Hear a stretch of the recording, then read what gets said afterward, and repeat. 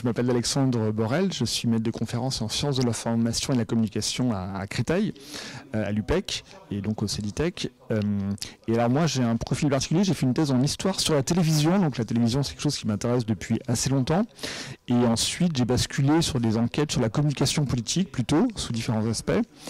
Et là, on a, avec des collègues du CEDITEC, monté un projet de recherche sur les interviews des candidats à l'élection présidentielle et ce que ça suscite comme écho sur YouTube, sur Twitter, sur Instagram et en l'occurrence sur Twitch. Et on est tombé sur une émission particulièrement intéressante parce qu'il y a une interview télévisée, puis dans la foulée, une interview sur Twitch.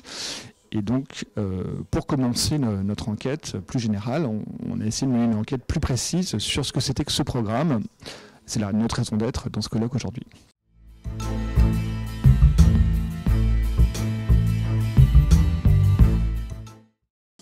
Alors, j'ai un collègue qui parle, concernant la communication politique, de course aux armements communicationnels. Entre chaque élection présidentielle, qui est la principale élection en France, on pourrait dire au moins symboliquement, des nouveaux réseaux sociaux sont créés et le plus souvent, tel ou tel candidat va essayer de se l'approprier. Et si un candidat important s'approprie un réseau social, par effet d'imitation, souvent les autres vont essayer de l'utiliser aussi, ce qui pousse à multiplier le nombre de personnes, de militants qui doivent travailler pour ces réseaux sociaux. Concernant Twitch, c'est mobilisé parfois par les partis pour produire leurs propres émissions ou interviews, et je pense notamment à la France Insoumise et Jean-Luc Mélenchon.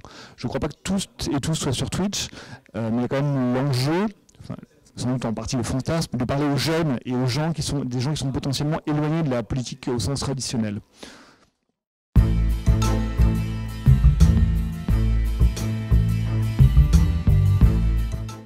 Alors, l'objectif de toucher l'électorat jeune, il est partagé par tous, il est très important parce que le taux d'abstention est plus important. Et puis ce que les chercheurs en sciences politiques mesurent, c'est qu'en plus, c'est pas juste parce qu'on a 20 ans qu'on vote peu et puis qu'à 30 ans on va se mettre à voter, mais visiblement il y a un effet générationnel qui fait que les gens qui ne votent pas jeunes sont plus nombreux à ne pas voter ensuite. Et donc tout ce qui donne l'impression d'être utilisé par des jeunes, au sens un peu vague, parce que ça ne veut pas dire grand-chose en soi, par une tranche d'âge, et a priori intéresse en particulier a priori les partis et les candidats. Pour ce qui est de Twitch, en fait, nous, ce qu'on a, c'est seulement le pseudo des personnes qui commentent le stream. Donc ceux qui ne commentent pas, on n'a aucune info sur eux. Ceux qui commentent, on sait juste quel est leur... éventuellement, ils ont une petite bio, un petit profil extrêmement court, qui permet éventuellement de savoir si ce sont des gamers ou pas, mais pas toujours. Et on ne sait ni leur âge, ni s'il s'agit d'hommes ou de femmes, ni où ils vivent. On sait vraiment très très peu de choses sur eux, à part par recoupement, mais pour une petite partie d'entre eux en réalité.